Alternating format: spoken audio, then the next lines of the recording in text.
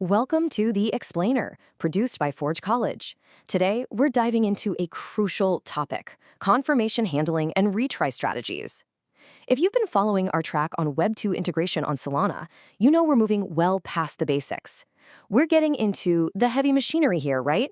Designing systems that can actually survive the absolute chaos of the real world. I mean, we've all been there, haven't we? You're sitting there panicking while staring at an infinite loading spinner, absolutely terrified of clicking pay again. You really don't want to accidentally double charge a user. Or, worse, you're the developer, and users are angrily tweeting at you because their wallets were charged, but your app still says payment pending. It's a complete nightmare. So today, we fix it. Here's our schematic for today. We'll start with the confirmation problem, map out our state machine blueprint, look at WebSockets and polling, install an idempotency valve, run our test matrix, and finally, check out the next steps. Let's jump in. Section 1, the confirmation problem. Okay, so we're building right off our previous lesson on storage deals and integration patterns. We sequence transactions beautifully there. But now we really need to officially close the payment loop. You see, on Solana, confirmations are what we call probabilistic. The network itself is incredibly fast for sure, but dropped connections or network latency can make your responses totally ambiguous. It's kind of like handing a signed contract to a courier, right? You know you signed it and they ran off with it, but until you get that receipt back with a notary stamp, you just can't safely hand over the goods. Section 2, the state machine blueprint.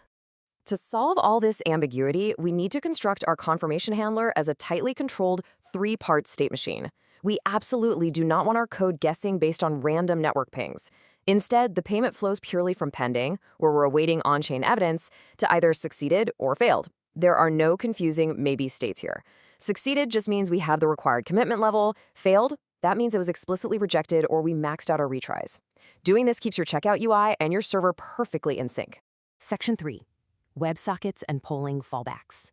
Relying on just one single way to check the network is a massive recipe for a broken checkout. So we combine two strategies to build a robust dual-engine system. On one side, we have the WebSocket subscription. That's our fast path. Think of it like a dedicated pager that beeps the exact millisecond your payment clears. On the other side, we have our polling fallback. It's the resilient path. Honestly, polling is a bit like an annoying kid in the backseat repeatedly asking, "Are we there yet?" We obviously prefer the lightning fast WebSocket to push us an update automatically, but we keep that polling loop as a backup generator just in case the connection drops. Now, for that polling backup, we don't just spam the network. We use what's called bounded exponential backoff. If we ask, "Are we there yet?" every single millisecond, the RPC provider is going to block us for spamming. So instead, we start with a conservative 500 millisecond delay. If it's not ready, we wait a bit longer, maybe a second, then 2.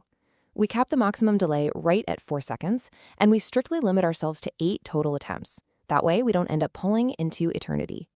So our exact mechanical flow basically cascades like this. Step 1, perform an immediate RPC check, just in case it already confirmed while we were getting set up.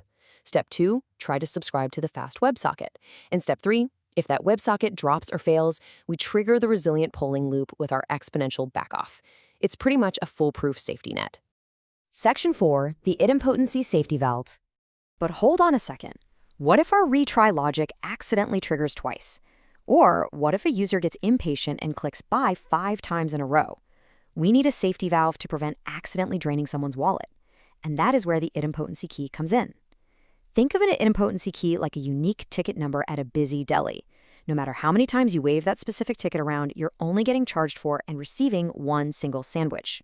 This unique identifier completely locks the payment record, so repeated retries never create duplicate side effects. Moving right along to Section 5, running the test matrix. Okay, we can't just write this code and, hope it works in the wild. We have to test it under real pressure. So we run our machine through 3 specific variations. First, the short latency path, where the WebSocket is perfectly active. Second, the delayed confirmation path, where we actually force a network delay to test our exponential backoff. And third, the WebSocket drop path. Here, we simulate a severed connection to definitively prove that our fallback polling kicks in exactly when we need it to. And you won't just look at the terminal output and nod. No, you're going to document these runs in a detailed debug report. We're talking a millisecond precision timeline of state changes, median and 95th percentile latency metrics, the average attempt count, and any applied code patches. It acts as a working engineering artifact that entirely justifies your retry configuration and proves you squashed any latency bugs before they ever hit a real customer. Finally, Section 6, Next Steps for Blanks. Now that our machine is fully drafted and tested, let's zoom out and look at the bigger picture of this module on advanced payment flows. Having a bulletproof confirmation handler isn't just about avoiding double charges. It's the exact engineering foundation you absolutely need to safely trigger follow-up actions. Once you know, without a shadow of a doubt, that a transaction is finalized, you can automatically mint an NFT, unlock a digital product, or update a database. Honestly, reliable confirmations are what make Web3 actually feel like magic. Armed with this state machine, you now have the power to execute flawless payments. But think about this for a second. If you can trigger any action perfectly on-chain, what happens when you embed that immense power directly into a social media feed?